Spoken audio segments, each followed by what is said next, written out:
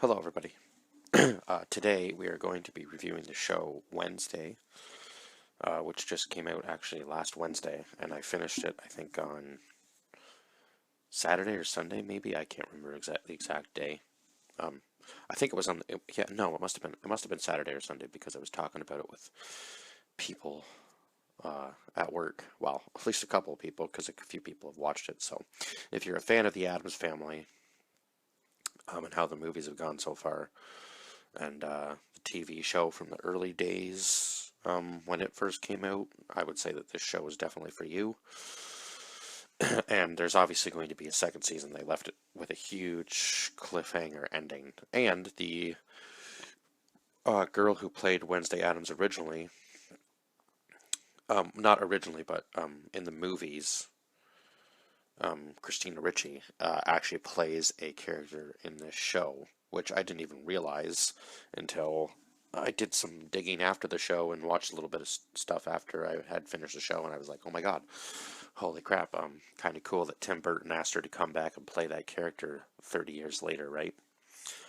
Because I think the movie was from 1991, if I remember correctly, so 2 years before I was even born was when the movie came out. And then the TV show was, oh god, the TV show was even before that. I'm not exactly sure how old the TV show was, but I know one of the scenes in this show that a lot of people made fun of was the dancing scene, for sure. And I guess people found it kind of odd, but it was, I guess, inspired from the original show, so I guess it kind of made sense that Wednesday was a weird dancer, but she kind of got everybody else out on the dance floor with her, so hey, if it works, right? Even though everybody was kind of like, it's a little weird at first, but it got everybody out on the dance floor and just kind of, I think, made them feel like a little bit more free to do whatever they wanted to do, and they didn't have to worry about being judged, right? Because obviously, Wednesday doesn't care what other people think of her, so why should anybody else, right? That was kind of the mentality I got from it anyway. But so we have Jenna Ortega playing Wednesday Addams, Gwendolyn Christie playing Principal Larissa Weems, Rika Lindholm playing Dr. Valerie Kinbot, Jay McShane playing Sheriff Donovan Gelpin, Hunter Doohan playing Tyler Gelpin, Percy Hans White playing Xavier Thorpe, Emma Myers playing Enid Sinclair, Joy Sunday playing Bianca Barkley, uh, Georgie Farmer playing Adrax Petropoulos, I want to say. That was the one that she was. Oh no, I guess it was Xavier that she was a love interest of hers. Can't remember who she was. So Christina Ricci playing Marilyn Thornhill. Uh, who else was in this? Victor Dorobantu playing Thing, which is like the hand that always crawls around and stuff. So kind of cool there. Musa Mostafa playing Eugene Oettinger. Ooh, that's what those are both crazy names. And then obviously we had some. Oh, I guess George Bercia playing Lurch, and Catherine Zeta-Jones playing Morticia Addams, Luis Gomez or Guzman playing Gomez Addams, Isaac Ordonez playing Pugsley Addams, and yeah, Fred Armisen played Uncle Fester. So I am hoping to see obviously some more. I know the show is obviously like supposed to be specifically based on just the Wednesday character, but I am hoping to see some more of the family kind of come into season two. I think that would be cool. I mean, it seems like we got some pretty big names to play those parts. So I mean, especially the Uncle Fester episode, that was one of my favorites because I think they got to be my two favorite characters out of the entire Addams family is Wednesday and Uncle Fester. So just to see the two of them together, and oh my God, Jenna Ortega like knocked this character out of the park as far as I'm concerned. She's probably my second favorite Wednesday, right next to the one That obviously Christina Ricci did because she obviously knocked that out of the park years ago too, right? And then the animated films were actually really good for what they were too, right? So I mean, hey, it's cool that these things kind of stand the test of time, like certain shows and certain things, and it's cool to bring them to a new generation. I think because yeah, it's just yeah, like it's. I feel like it's almost like important for you know it to be just kind of a even if it does feel like it's being repeated for our generation, right? Like certain things, you know what I mean? Like it's being brought to a new generation, so they have a fresh take on the character, and then younger people can even go back and watch like the old show and the movies and the animated movies later on in life, right? So it's kind of cool to think about that we're keeping a hold of that kind of stuff, especially when it's just so iconic. Just makes sense. So this actually starts out with her getting kicked out of her school. Now, I don't know how many schools she's been kicked out of, but she has to go to this new new school, Nevermore Academy. I guess where her mother went. So it's where Morticia went. So they're sending Wednesday there. I guess both her parents went there, Gomez and Morticia. And she gets kicked out for protecting Pugsley by throwing a bunch of actually two bags of piranha into the into the boys swim team's pool, and it actually does some damage to one of them. So she gets kicked out for attempted murder, and she's sent to this Nevermore Academy where there's sirens, fays, werewolves. There was a bunch of other creatures in there too. Oh my God, what? Yeah, and there was what were the people with telekinetic abilities called? Anyway, so she obviously Wednesday has a very hard time making friends because she's pretty much an emotionless human being, right? She doesn't really like to show emotion, although you kind of do see her show a little bit throughout the show, like little glimpses of it. Like obviously she's still a teenage girl, so she's going to have some sort of emotion towards certain things, and she even says that uh,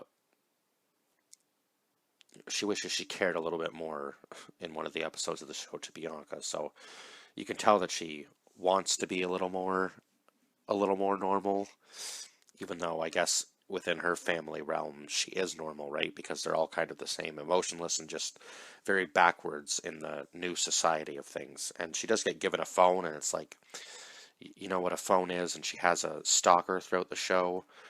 And who was it that the bad guys were trying to revive?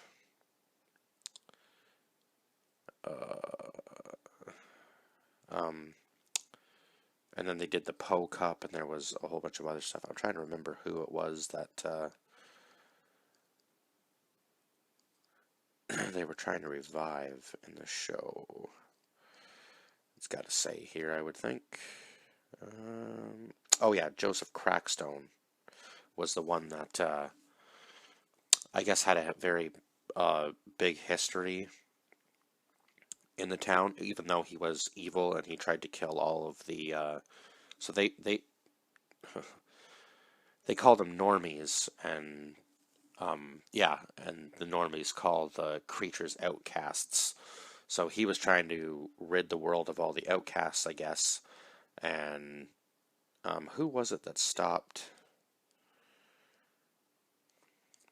Oh God, it was one of her ancestors, but I'm trying to remember who played the ancestor there. Or maybe it was. No, it wasn't her. I'm trying to think of who played her ancestor because her mother warns her about how dangerous it could be because Wednesday's able to have visions, and so she can see into the future and the past, and she ends up um, conjuring up, I guess, uh, one of the most dangerous ones of them all. And Morticia tells her to be careful with this spirit or person. Yeah, I'm just gonna try to find them because that's gonna bug me if I can't remember who it was that she was trying to conjure up there. And you would think that it would say if Jenna Ortega played her, right? Oh, come on. It's gotta be here somewhere. I'm not sure who played her, but oh, maybe it was Jenna Ortega who played her.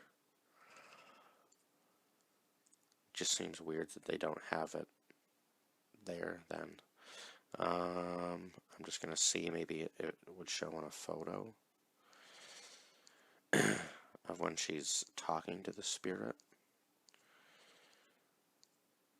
Okay, I'm gonna have to go into all photos, I guess. How do I do that? Yeah, stop. Oh my god. Okay, so yeah, she gets kicked out of school, then she has to go there, and then she runs into, obviously, Xavier, who tries to warn her about this Tyler guy, and it seems like they kind of have like an ongoing battle, obviously, due to some things that happened between Tyler and Xavier a year ago, and there's obviously tension within the school, and then they have this monster that's been killing people, and originally I thought it was the old lady that had dropped the one guy off, but it turns out that's not who it was, and then the monster ends up it starts killing students, and the first student it killed was Rowan Laszlo, who I guess thinks that Wednesday is some sort of like burden on the school, so he tries to kill her to stop this whole prophecy thing from happening with this Joseph Crackstone, and then it ends up that near the end of the show, she thinks it's Xavier because he has this obsession with drawing the creature because I guess he can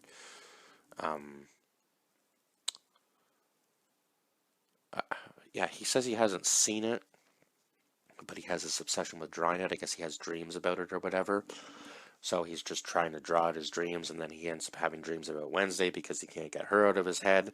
And at one point, he asks Bianca to help him forget, and so on and so forth. And then the creature goes after one of one of Wednesday's friends that she's made due to some of the clubs that she's joined.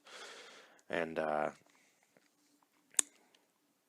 yeah, it goes after him, and then they're slowly trying to figure out who the creature is, and then they're trying to figure out who this woman is that has come back after so many years, because this whole family is supposed to be dead. One of them is drowned, and so on and so forth. So that she starts working with the sheriff, actually, Wednesday does, and trying to figure out who the creature is. And I guess Tyler's mother was also the same, yeah, was the creature too, and I guess his dad was hoping that it wasn't passed down to him. So he really, when Wednesday puts all the evidence towards Xavier, he really just wants to have that be the case and not have it be his son, but he ends up having to shoot his own son in the end. And then we get to the end of the show where we find out that Wednesday still has her stalker, and it looks like Tyler's probably going to escape, is what I'm guessing. And one of the most chilling scenes in the show, obviously, was when Tyler finally says to her, like, "You have no idea what's coming." And to find out that what's her face was working with him was crazy too, because Wednesday had her kind of like her, yeah, Marilyn Thornhill was working with him. Was kind of crazy, but I guess she had changed her name. That was it. So she went by another name. Yeah, I wish it had showed. I wish it said like who the other characters were that they played. That kind of bugs me, hey, that it doesn't. Cause yeah, I'm gonna have to look that up. What who was Wednesday Addams' ancestor? Who was Wednesday Addams? It's funny. um, oh, seriously? I just canceled that whole thing. You gotta be kidding me. Ancestor. Okay, it should tell me here. Oh, Goody Adams. That's who she was. Okay. So that's who Wednesday was able to talk to when she went back to see what Joseph Crackstone has done or had done. And I guess Goody Adams had tried to take, yeah, basically put out a vendetta against Crackstone, and they had been fighting for years. So she said, so that's what Morticia said, was that maybe it wasn't best that Wednesday go